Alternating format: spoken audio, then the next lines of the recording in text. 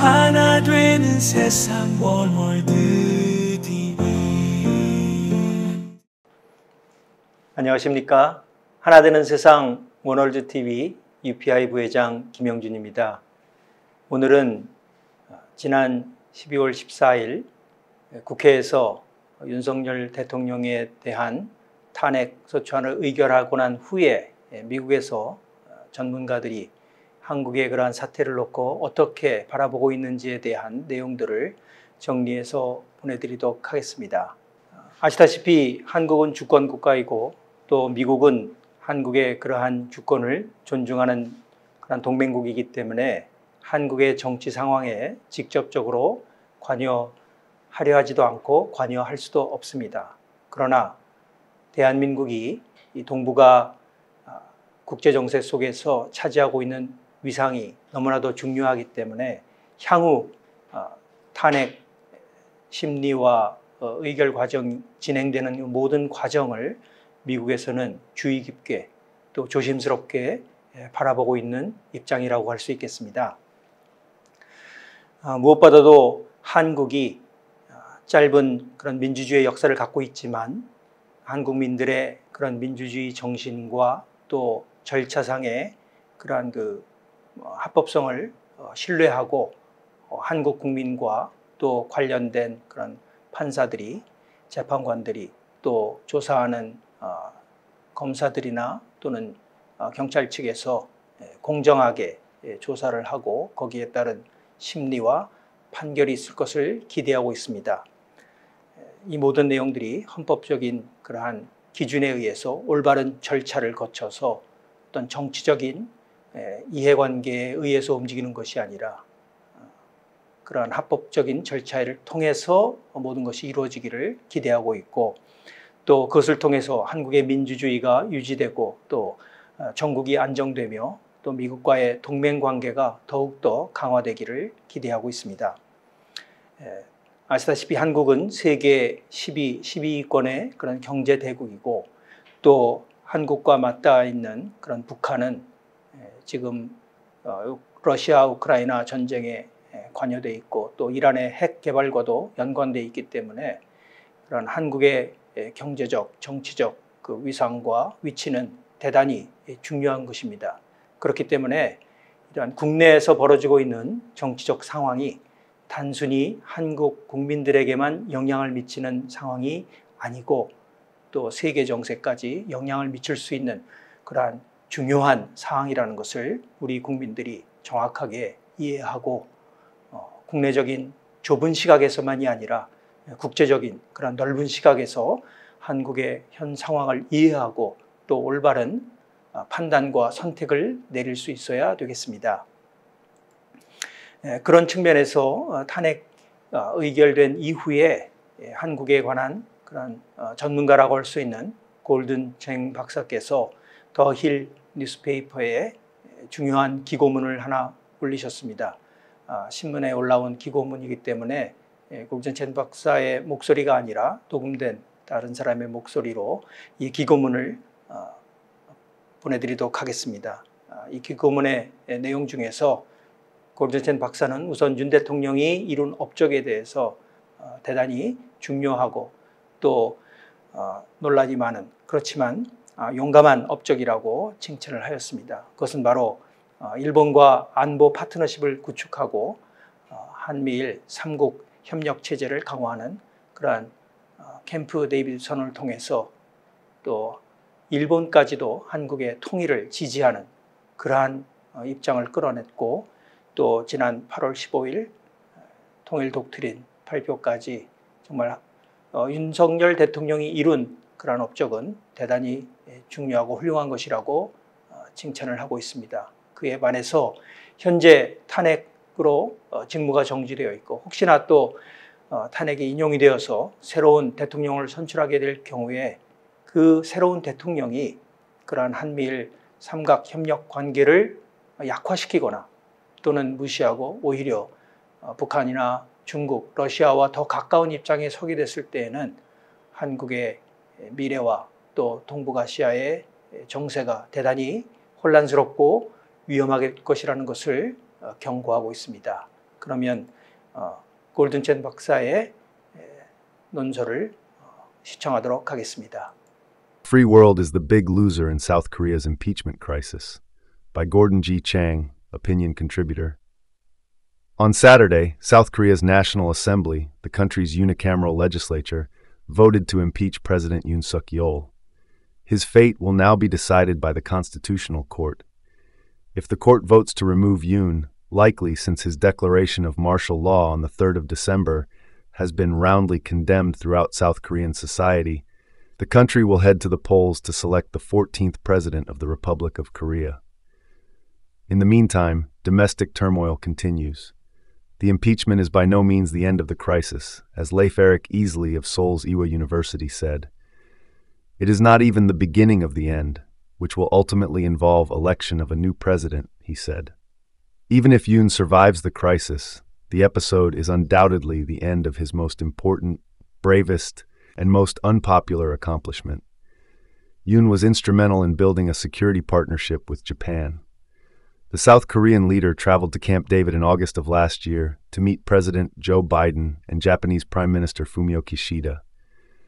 There, the three leaders issued the Spirit of Camp David, a joint statement to inaugurate a new era of trilateral partnership. This is a moment that requires unity and coordinated action from true partners, and it is a moment we intend to meet together, the statement reads.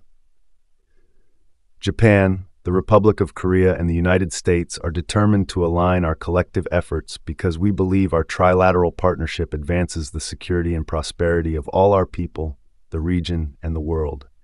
The grouping of the three states is now known by the acronym JAROKUS. Biden, in the Camp David statement, commended President Yoon and Prime Minister Kishida for courageously transforming their relationship. But Yoon, far more than Kishida, was the hero of that moment. There is extreme animosity in Korea toward Japan due to Japan's annexation of Korea at the beginning of the 20th century and brutal Japanese rule there through the end of the Second World War. Today, Japan and the U.S. are treaty allies, so are South Korea and the U.S., but Japan and the South are not allies. Both Tokyo and Seoul, and especially Seoul, have often treated each other as adversaries. It has been a long-standing U.S. policy to get the two capitals to work closely, but it was not until Yoon's presidency that the prospect of sustained progress emerged. One of the first casualties of Yoon's political demise, therefore, will be cooperation with Japan and maybe even the U.S. If Yoon is no longer president, then Lee Jae-myung, the leader of the leftist Democratic Party of Korea, is likely to become the next president of South Korea, Tara Oh of the East Asia Research Center told me. Lee is pro-Communist Party of China, pro-North Korea, anti-South Korea, anti-US, and anti-Japan. He and his supporters constantly stir up anti-Japan sentiment in South Korea. Lee is following in the footsteps of Yoon's immediate predecessor, Moon Jae-in, also of the Democratic Party of Korea, more commonly called Minju. Moon during his term did everything to sabotage relations with Tokyo, especially defense ties. For instance, Moon in 2019 announced he was terminating the General Security of Military Information Agreement with Japan. He ultimately relented, but only just a few hours before the pact was to expire and under intense pressure from, among others, Washington. Minju's Lee is bound to take up where Moon Jae-in left off. The real issue can be seen in the impeachment motion that complained that the president's Japan-centered policy antagonizes North Korea, China, and Russia. David Maxwell of the Washington, D.C.-based Center for Asia-Pacific Strategy told me. This is the problem with the political opposition in South Korea. They view the trilateral South Korea-Japan-U.S. cooperation negatively and will likely try to undo it when they come to power, which they are likely to do in the next election. The members of the opposition are under the naive belief that South Korea can appease North Korea, China, and Russia.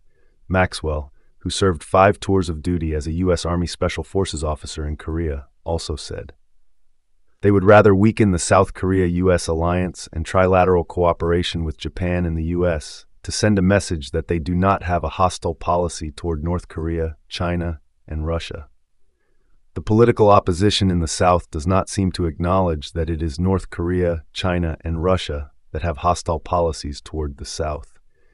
Maxwell also says that Pyongyang, Beijing and Moscow might execute those hostile policies more vigorously because of a shift to appeasement in Seoul.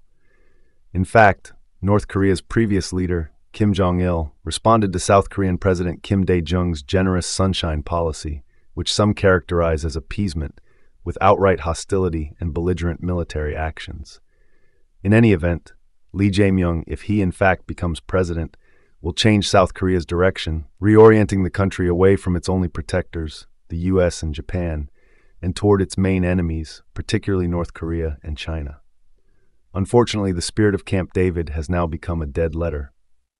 After the impeachment vote, the U.S. ambassador to South Korea, Philip Goldberg, tweeted that America's alliance with South Korea is and will remain ironclad. America's commitment is certainly ironclad, but with a leftist in charge, South Korea's embrace of the alliance will not be. Gordon G. Chang is the author of Plan Red, China's Project to Destroy America, and the Coming Collapse of China. 골든챙 박사가 지적했듯이 한미일 3국 협력을 이루는 데 있어서 윤석열 대통령은 핵심적인 역할을 했고 그것이 미국이 바라보는 그러한 동북아 정세에 있어서 중요한 그러한 결정이었다는 것을 잘 알 수 있습니다. 그러나 한편으로는 우리를 돕고 있는 또 우리와 함께 세계 평화와 안정에 기여할 수 있는 미국과 일본을 등지고 한국에 오히려 위협을 주고 있는 북한이나 중국, 러시아와 더 가까운 성향의 그러한 지도자가 등장하게 된다면 대단히 위험할 것이라는 것을 경고하고 있습니다. 이러한 골든첸 박사의 지적은 그분만 하고 있는 것이 아닙니다. 다른 미국의 전문가들의 의견을 들어보도록 하겠습니다. 미국 상원의 군사위원장을 맡고 있는 잭 리드 의원께서는 윤석열 대통령의 그러한 외교 성과에 대해서 대단히 칭송을 하고 더욱더 한미일 관계뿐만 아니라 필리핀과 인도까지도 이러한 협력 체제를 강화해야 된다고 강조하고 있고 이러한 협력 체제가 결국에는 한국 국민들에게 오히려 더 도움이 되고 또 혜택이 된다는 것을 인식해야 된다고 강조하고 있습니다. President Yoon's diplomacy has strengthened South Korea vis-a-vis China and Russia and other emerging threats in the Pacific. And the collaboration between South Korea, Japan, the Philippines, Australia, that is probably going to do more to deter hostilities than anything else. We have a significant number of American forces on Korea. They are working together with their South Korean allies. Really, the line that I think keeps the North Koreans from doing something rash and very destructive to South Korea. That relationship between the United States and South Korea, I think, is made more formidable when Japan is also part of it, and the Philippines are also part of it. And I think South Korean people have to recognize that we're talking about their safety and security.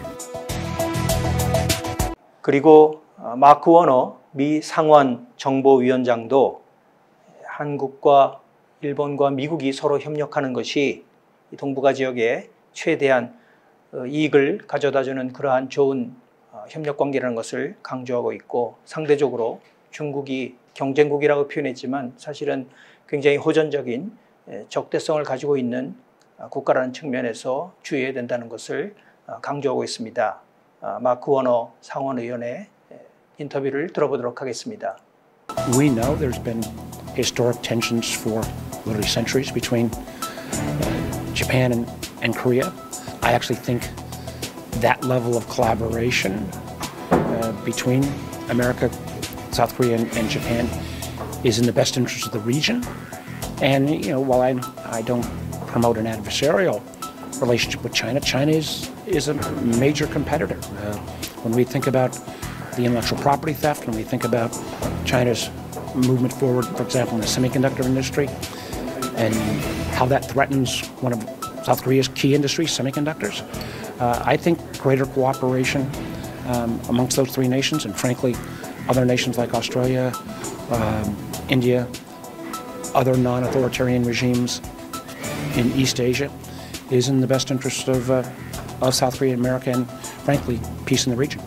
이렇듯이 미국에서는 한국이 특히 윤석열 대통령 정부 하에서 일본과의 협력 관계를 새롭게 정립하고 한미일 협력 체제가 공고히 된 것에 대해서 동북아 미래를 놓고 대단히 중요한 결정이었고 그것이 삼국의 이익뿐만 아니라 세계의 평화와 안정에 기여한다는 것을 알고 있기 때문에 이러한 탄핵 사태가 진행되는 과정 속에서도 한국의 미래 지도자가 새로 선출된다고 한다면 과거 문재인 정부의 정책을 계승하는 것이 아니라 윤석열 정부의 정책을 계승하는 그런 지도자가 나오기를 기대하고 있는 것입니다. 상대적으로 그만큼 한국의 위상이 높아졌다는 것입니다.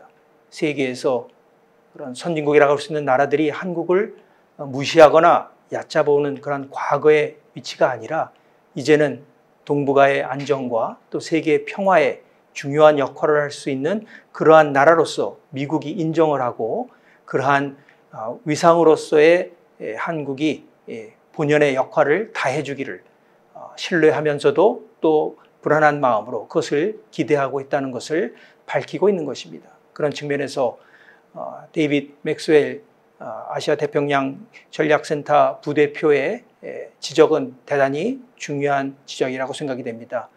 2차 탄핵 소추안에서는 제거됐지만 1차 탄핵 소추안에 담겼던 그 내용, 그 문구가 야당의 어떤 의도를 드러내고 있는지를 지적하고 있습니다. 이 점 다시 한번 우리 온 국민이 귀담아 들어야 될 내용이라고 생각이 됩니다.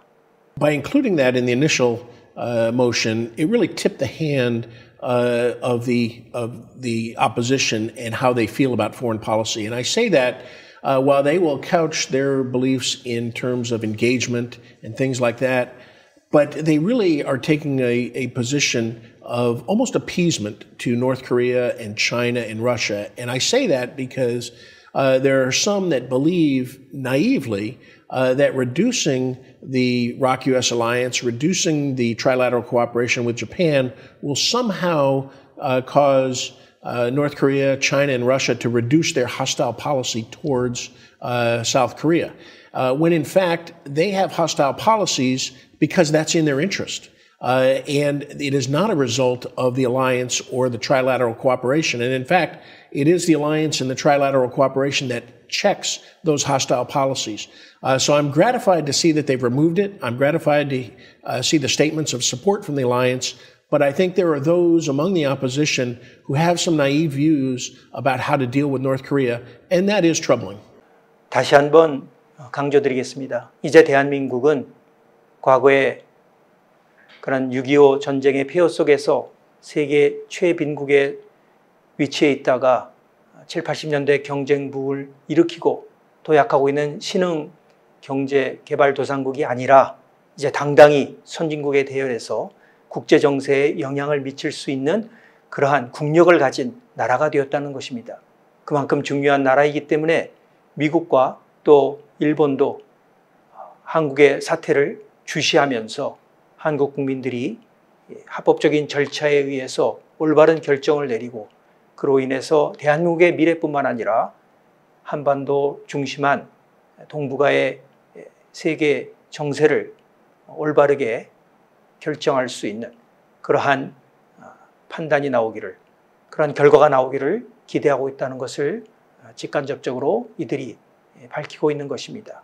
그런 측면에서 다시 한번 지혜로운 판단과 또 결정을 내릴 수 있는 그런 대한민국 한국인의 역량을 발휘할 수 있기를 기대하면서 오늘 방송을 마치도록 하겠습니다. 다음 편에는 이러한 탄핵 사태에 북한과 중국이 어떤 식으로 반응을 하고 있고 사실 어떠한 실제적인 위협을 가지고 있는지에 대해서 살펴보도록 하겠습니다.